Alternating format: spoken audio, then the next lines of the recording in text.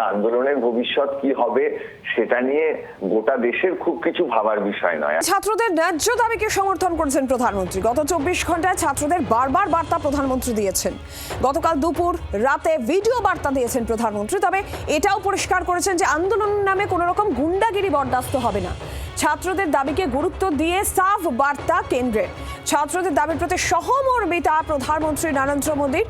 NEET প্রশ্ন ফাঁসে কড়া পদক্ষেপের আশ্বাস প্রধানমন্ত্রী ইতিমধ্যেই দিয়েছেন। গত 24 ঘন্টায় বারবার সক্রিয় খোদ প্রধানমন্ত্রী মোদী। তবে একই সঙ্গে কেন্দ্রের এটাও স্পষ্ট বার্তা যে ন্যায্য আন্দোলন বা তাদের দাবিকে সমর্থন জানালেও কোনো রকম গুন্ডাগিরি আন্দোলনের নামে বরদাস্ত করা হবে না।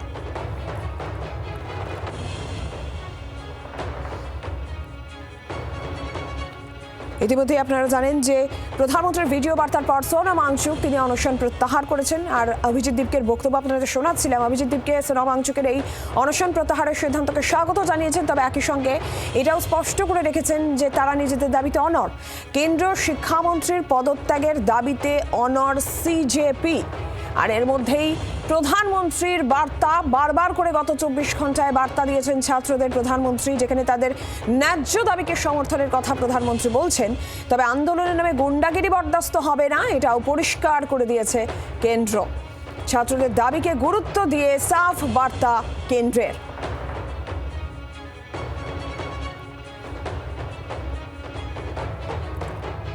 গত 24 ঘন্টায় বারবার সক্রিয় খোদ প্রধানমন্ত্রী মোদী। নিট প্রশ্ন ফাঁসে কড়া পদক্ষেপের আশ্বাস প্রধানমন্ত্রীর।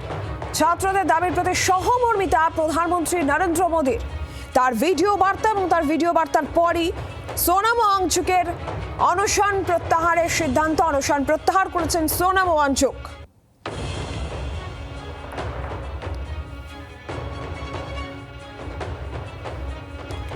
রাজনৈতিক বিশ্লেষক শুভময় মৈত্র আমাদের সঙ্গে এই মুহূর্তে টেলিফোন লাইনে রয়েছেন। শুভময় বাবু, তাহলে এই যে নিট আন্দোলনের ভবিষ্যৎ কোন দিকে যাচ্ছে বলে আপনি মনে করছেন?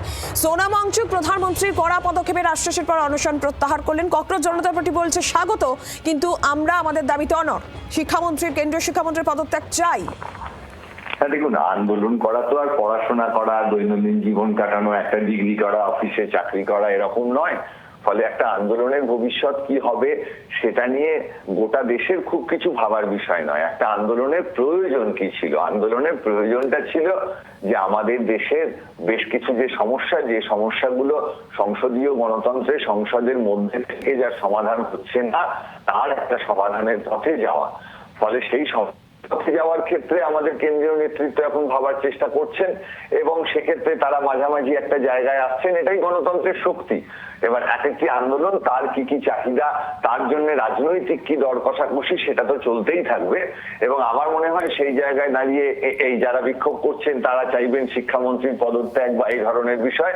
আবার উল্টো দিকে যারা কেন্দ্রীয় নেতৃত্ব তারা চাইবেন আন্দোলনের গতি যাতে স্তীমিত হয়। সেটাই তো খুব স্বাভাবিক। একটা দেশ তো সারাক্ষণ আন্দোলন দিয়ে চলতে পারে না। অন্যদিকে এই যে আন্দোলনকারীদের কথা না শোনার মধ্যে দিয়ে যে আধিপত্যবাদের বিষয়টি আসে, সেটাও গণতান্ত্রিক একটা সংসদীয় ব্যবস্থার অংশ নয়।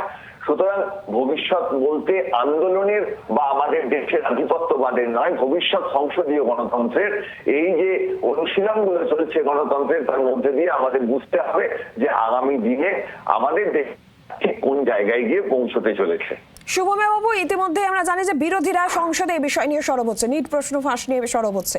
সেই জায়গা থেকে দাঁড়িয়ে প্রধানমন্ত্রী যখন কড়া পদক্ষেপের কথা বলছেন, প্রধানমন্ত্রী যখন বিল আনার কথা বলছেন, তখন আদৌ কি এই ইস্যুকে বিরোধী দলগুলো আর সরকারের বিরুদ্ধে অস্ত্র হিসেবে ব্যবহার করার জায়গায় থাকবে প্রধানমন্ত্রীর এই কড়া বার্তার পরও?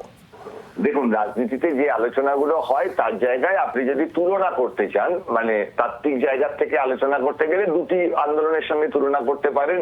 একটা হচ্ছে আমাদের এর আগে যখন আম আদমি পার্টি উঠে আসে সেই সময় যে দিল্লিতে যে আন্দোলন হয়েছিল এবং পরবর্তীকালে খুব কাছাকাছি সময় আমাদের কলকাতাতেই অভয়া আন্দোলনের যে বিষয়টি হয়েছিল।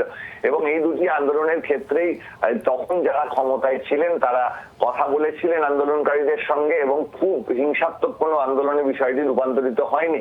কিন্তু তা সত্ত্বেও কেন্দ্রে কংগ্রেস 2014 সালে, এবং পশ্চিমবঙ্গের তৃণমূল কংগ্রেস 2026 সালের নির্বাচনে পরাজিত হয়েছে তার 2 বছর পরে। আবার এমন অনেক আন্দোলন আমাদের দেশে হয়েছে যার ফলে দেশের মানুষের যে সরকারকে তারা রেখেছিলেন তাকেই আবার রেখে দিয়েছেন। ফলে বিজেপি একটি সংগঠন ভিত্তিক দল, তারা তাদের মতন করে নিঃসন্দেহে তথ্য সংগ্রহ করে দেখছেন কোন পথে যাওয়া উচিত, এবং কোনো রাজনৈতিক দল তো ক্ষমতা ছাড়তে চান না। ফলে তারা তাদের মতন করে চেষ্টা করবেন আন্দোলনের গতি যাতে স্তীমিত হয়, তাদের মতো কথাগুলি মানুষ শোনেন এবং বিষয়টির একটি সুষ্ঠু সমাধান হয়।